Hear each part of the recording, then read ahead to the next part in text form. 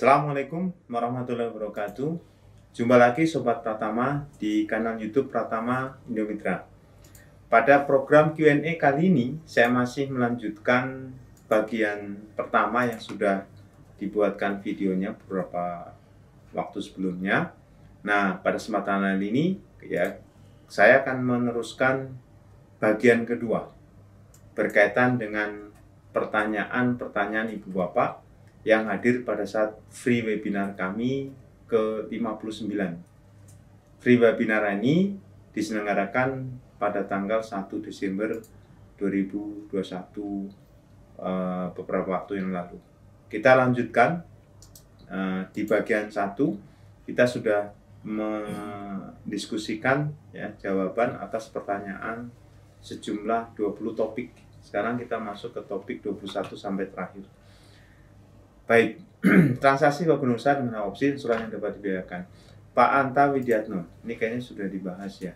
Maaf Pak Pri, menyambung pertanyaan kami sebelumnya, berkaitan transaksi bank usaha dengan opsi sesuai ketentuan PKMK sekian. Jawab pertanyaannya apa ini? Apakah sesuai pasal 16 ayat 1 huruf C, pembayaran sewa angsuran bangunan yang dapat dibiayakan hanya angsuran bangunan saja, sedangkan tanah tidak dapat dibiayakan? Ya. Kalau pasal 16 ayat 1 huruf C, nah Pak Anta, sebetulnya kita harus lihat dulu nih kasusnya secara komprehensif ya. Kenapa? Kalau Bapak cuma rujuk ke KMK, KMK itu berarti asumsi saya lesornya adalah perusahaan pembiayaan. Itu. Jadi lesornya perusahaan pembiayaan. Soalnya kalau lesornya bukan perusahaan pembiayaan, nggak bisa pakai KMK 1169. Jadi secara accounting, akuntansi keuangan itu ada dua jenis lesor. Pertama adalah lesor yang berasal dari perusahaan pembiayaan, makanya jenis lesornya dinamakan sebagai direct financing lease, direct financing lesor. Ada juga lesor yang berasal dari pabrikan atau dealer. Nah, jadi perusahaan pemilik aset yang disewa ini merangkap sebagai lesor. Jadi dia melakukan transaksi tanda kutip sewa beli. Jadi lesor merangkap pemilik aset. Kalau yang KMK 169, lesor itu perusahaan pembiayaan, sementara pemilik aset menjual ke lesor. Jadi beda. Nah, kalau Bapak pertanyaannya ini aja, ya saya fokuskan di pertanyaan Bapak ini. Nah, jadi apakah sesuai pasal 16 untuk pembayaran angsuran sewa guna usaha atas tanah bangunan yang dapat dibiayakan hanya angsuran bangunan? Sebetulnya tanah masuk. Tanah masuk kenapa? Kita tunduk pada undang-undang yang lebih tinggi, Pak. Intinya adalah ketika kita membayarkan imbalan pada pihak lain dan kita catat sebagai biaya, konsep dasarnya adalah matching cost against revenue di pasal 6 ayat 1 Undang-Undang PPH. Kalau memang itu berhubungan dalam rangka mendapatkan menagih dan melihara penghasilan, silakan. Ini KMK, saya pakai undang-undang yang lebih tinggi. Demikian Pak Anta ya. Oke, Pak Dendi Bandrio. Selamat siang Pak, izin bertanya untuk laporan koperasi. Apakah pakai pelaporan sebutadan atau final? Tergantung koperasinya. Nah ini silakan bisa final yang ini 1% atau 0,5%. Ini juga Bapak perlu detail ini ya. Tahun pajak berapa? Soalnya kalau cerita tahun pajak 2018 ke sini itu udah 0,5%.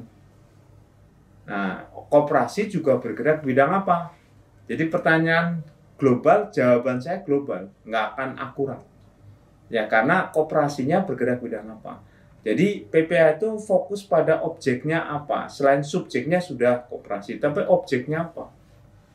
Yang jelas itu Pak, transaksinya Pak. Dan untuk transaksi yang ada objek 23 atau saja kita yang pakai kita harus potong. Oh iya, harus potong. Pemberi penghasilan harus potong. Demikian Pak Dendi. Jawaban yang PPH badan atau final saya nggak bisa jawab ya. Saya nggak bisa tuntaskan karena Bapak nggak menyebutkan bergerak di bidang apa. Demikian Bu Eli Narendra. Oh ini aktif juga nih bertanya. Pak Pri, jika CV sudah mengikuti PPH badan final selama 4 tahun sampai dengan 2021 dan omset 61 masih 5, kurang lebih makanya tarif benar. Tarif PPH badan mengacu pada pasal 17 atau nanti pakai pasal 31E. tetap itu pasal 17 juga, nggak bisa final lagi. Demikian Bu Eli Narendra. Pak Felix, Pak Pri izin bertanya, misal WPOP di tahun 2005 memiliki omset penjualan sebesar 6 miliar rupiah, katakanlah keuntungan bersih, sedangkan nah nilai nominal harta ya terserah Bapak, terserah orang pribadinya mau berapa, ya mau berapa itu ya silakan. Jadi ya ini mohon maaf, jangan guyonan saya, jangan tanya saya Pak. Kalau enggak gini Pak Felix, siapa orang pribadi itu nanti saya tanyain. Enggak guyonan aja. Jadi gitu Pak Felix ya. Tanya orangnya yang mau dilaporkan sebagai harta itu apa. Coba Bapak cek lagi persyaratannya. Persyaratan untuk ikut skema 2, skema kebijakan 2. Itu ya. Karena Pak harus ada harta yang masih nongol di 2020. Belum dilaporkan. Orangnya masih punya, belum dilaporkan. Jadi Bapak cek lagi, ini pertanyaan. Ya, intinya ke harta. Ya, harta bersih. Ya, harta bersihnya terserah berapa. Nah, Bapak cek lagi persyaratannya di pasal 7 sampai pasal 12 ya. Bagaimana dengan aspek PPN atau sesuatu? Karena sudah melebihi 4,8, apakah dalam mengikuti PPN akan PPN, tolong bedakan Pak, itu urusan PPH, urusan PPS dengan PPN beda. Ya. Nah, kalau misalkan mengikuti PPS, apakah penjualan tahun 2005 sampai dikatakan sudah selesai? Belum tentu, Pak. Terus terang, peraturan yang ada itu nggak menjamin. Itu, nggak menjamin. Ya, oke. Itu. Kemudian, Bu Prinuri Wahyuningsih.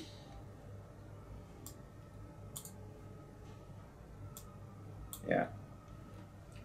Pak Bapak Pri izin tanya, perusahaan saya merupakan perusahaan pembiayaan, kami melaporkan setiap bulan ke regulator atau masuk ke WP lainnya. Maka perhitungan pembayaran kami dilakukan perhitungan setiap bulan sesuai dengan laporan yang kami kirimkan ke regulator. Regulator itu untuk ini ya, apa? Gas. Enggak, guyonan Bu Prinuri. Yang satu regulator itu untuk gas ya. Ya saya tahu maksudnya mungkin ke OJK gitu ya. Cuman bahasa mohon maaf. Regulator itu untuk gas loh. Gas 3 kilo. Kan. Suasana siang pas buat video ini ya. Jadi ya, karena saya ngomong sendiri Bu Prinuri ya. Jadi seolah-olah ngobrol dengan ibu ini. Ya, mungkin jeda waktu ibu pas mendengerin suara saya ketawa kali. Ya, ini aja. Pendapatan kami tahun lalu misal 2020 pada akhir tahun sudah lebih 50. Maka kami tetap bisa, nggak bisa. Kalau udah lebih dari 50 miliar nggak bisa. Ya. Baik gitu ya. Ibu cek lagi pasal 3 sudah itu hanya dibatasi sampai 50 miliar. Pak Kris Hadi. Selamat siang Pak Pri. Jika perusahaan forwarder saat melayani kliennya menggunakan jasa untuk menangani proses impor dan ekspor di pelabuhan luar negeri, jasa dilakukan di luar negeri, atas pemakaian tersebut forwarder menalangi pembayaran tersebut. Apakah pembayaran tersebut yang dilakukan harus dikenai menyetor PPN jasa luar negeri dan PPh 26? Nah ini pernah saya bahas ya, nanti coba saya bahas lagi. Karena harus dilihat dulu transaksinya. Freight forwarder itu memang mengeluarkan biaya itu ya. Yang jelas kalau pemakaian tersebut freight forwarder menalangi pembayaran tersebut. Apakah dasar pembayaran tersebut? Nah yang disebut nalang itu apa sih gitu. Ini juga memang ambigu. Kita harus melihat ke jurnalnya Pak Kris Hadi. Ada 2 jurnal.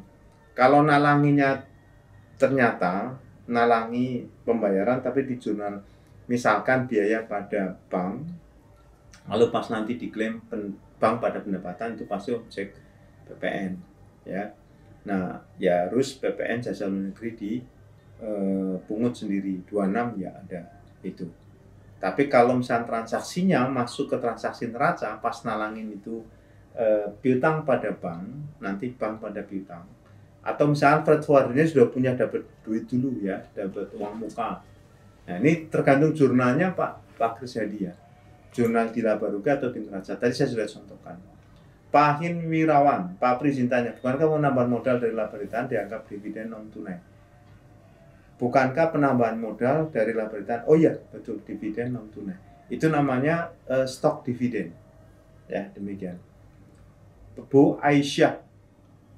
Pak Pri izin bertanya, dikarenakan peraturan PT ada batas laporan pihak dinas selama 3 tahun, sedangkan pada tahun keempat omset masih belum 4,8, bagaimana cara perhitungan tarif mengingat ada tarif batas UMKM sampai dengan 4,8, tarif 5%? Ya, pakai itu di pasal 31E, jadi pindah ke sana. Demikian Bu Aisyah ya. Pak Don Hartono, data keuangan perusahaan bisa disimpan sampai berapa tahun? 10 tahun. Pasal 28 Undang-Undang KUP. Ya. Pak Radius, kirain Radius Prawiro gitu ya. Mohon bertanya, WPOP memiliki ruko yang mau dijual dari hibah suami yang tahun lalu meninggal, tapi istri tersebut baru punya NPWP baru. Apakah cukup buat SPT 2021 saja atau ikutnya? Ya, jadi data nggak detail Pak Radius ya, saya nggak bisa. Yang jelas, kalau punya NPWP lapor. Kalau mau ikut PPS juga harus syaratnya harus paham dulu Pak. Jadi kalau nggak ikut PPS, PPSU aja. PPSU yang seragam oranye itu ya. Nah, ini harus jelas dulu. Kalau ikut PPS ya harus jelas dulu, pahami syaratnya dulu yang saya sudah bahas sebelumnya ya. Nah, kalau buat SPT aja itu. Yang jelas memang SPT 2021 harus dibuat. Dan hasil jual ruko tersebut untuk bayar utang KPR yang masih ada atau yang cukup besar. Tetap nanti harus lapor SPT. Ya, lapor SPT PPH orang pribadi dari 2021. Masalah ikut PPS ya, ada harta yang diikutkan enggak gitu. Nah, Pak Radius bisa cek lagi ya persyaratan PPS skema 2. Ya, skema 2. Itu. Demikian. Bu Hani Yulia Sari. Pak izin bertanya, apakah boleh faktur pajak 2016 itu harus dibatalkan? Ya, secara konsep peraturan bisa, konsep dan peraturan bisa. Kalau memang transaksinya batal, nanti pembetulan. Nah, jadi silakan pembetulan. Ini nanti arahnya ke pembetulan SPT PPN. Misalkan yang dibatalkan itu adalah pajak keluaran, ya berarti pembatalan harus mengubah SPT PPH badan, karena kan penyerahannya berkurang. Harus mengubah SPT PPN. Kalau pajak masukannya diubah sama PPH badan diubah, karena kan berpengaruh ke laba rugi. Berarti nanti SPT PPN ini nanti masuk skema ke pembetulan SPT PPN sebelum pemeriksaan. Kalau memang enggak ada pemeriksaannya. Demikian Bu Hani ya. Pak Andi, peraturan pajak apa yang memperkuat kita dalam menghadapi untuk tanggal penerimaan faktur pajak sesuai invoice? Ada di pasal 13 ayat 1 dan pasal 13 ayat 1A Undang-Undang PPN. Turunannya ada di pasal 17. Ya, PP 1 2012 junto PP 9 2021 udah lengkap tuh Pak Andi. Ya. Nah, itu memang penafsiran nanti penyerahan. Ya. Tambah lagi SE 50 2011. Udah lengkap Pak Andi, silakan baca ya. Pak Gundahara. Kirain Gundah Gulana aja. Pak Gundahara gitu ya. Ya. Izin bertanya Pak, kalau jasa laboratorium analisis ke suatu universitas pendidikan Pak kena pajak PPN? Nah, ini universitas pendidikannya harus dilihat dulu. Kalau universitas pendidikannya kayak UI, nah itu bukan bagian dari jasa pendidikan. Ya, jasa laboratorium. Jasa laboratorium kalau memang masuk jasa rumah sakit, berarti sementara non objek PPN. Kalau PPH normal. Kalau rumah sakitnya misalkan rumah sakit pendidikan di bawah kayak UI atau 10 atau 9 kampus lainnya yang merupakan badan hukum milik negara, PT BUMN, dia subjek pajak badan dan dia pun bisa menjadi PKP. Tapi memang kayak model UI tempat saya mengajar ini bukan PKP karena semuanya menjadi bagian dari jasa pendidikan. Nah, untuk rumah sakit itu bisa jadi nanti PKP. Demikian. Pak Saiful Anwar. Assalamualaikum Pak Pri, mohon izin bertanya. Misalkan kami bangun pabrik, maka atas semua pembelian barang untuk memperoleh bangunan dan sebagainya bisa PPN masukan atau PPN-nya PPN masukan aja Pak. Jadi boleh dua-duanya, tapi mendingan PPN masukan nanti diklaim. Demikian ya. Kemudian terakhir nih Pak Tom. Selamat siang Pak, izin bertanya lagi, maaf out of topic. Apakah setiap penelitian tentang pajak itu rata memakai kuesioner? Tergantung. Mau kuesioner mau enggak tergantung. Bapak mau kualitatif atau kuantitatif. Nah ini kan, ini Pak Tono masih bingung nih tentang penelitiannya. Padahal sudah masuk kuliah S2-nya udah ini kan sudah nggak ada lagi, tinggal studi. Nah ini intinya di kurang baca Pak Tono ya. Ketika kurang baca yang ngandelin apa yang ada agak susah.